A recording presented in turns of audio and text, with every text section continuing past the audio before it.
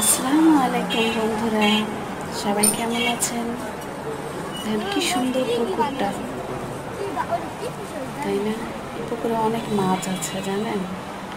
আর আমি বিশেষ করে কৃষ্ণচূড়া গাছ, ওই গাছটা ভিডিও করতে চেয়েছিলাম। গাছের ফুলগুলো এত সুন্দর লাগছিল, কিন্তু আমার ভিডিওতে ফুলগুলো একটু সুন্দর কম আসছে কালারটা। বাস্তবে সুন্দর একটা কালার, শান্ত একটা পুকুর, কিন্তু অশান্ত মাছ আছে এখানে জানেন। ওখানে অনেকে গোসল করতেছে, একটা ঘাটলা আছে এখানে। একটা মাদ্রাসা নতুন হচ্ছে, আর এক সাইডে পুরানো। একটা কলেজ, একটা নারায়ণগঞ্জ আদর্শ স্কুলের অপোজিটে। তো এখান থেকে যাচ্ছিলাম, দেখে ভালো লাগলো পরিবেশটা, তাই ভিডিও করে নিলাম। আমার ভালো লাগাটাকে আপনাদের সাথেও শেয়ার করলাম।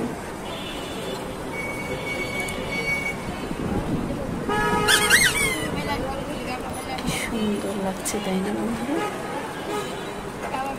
কৃষ্ণচূড়া লাল হয়েছে ফুলে ফুলে, তুমি আসবে বলে।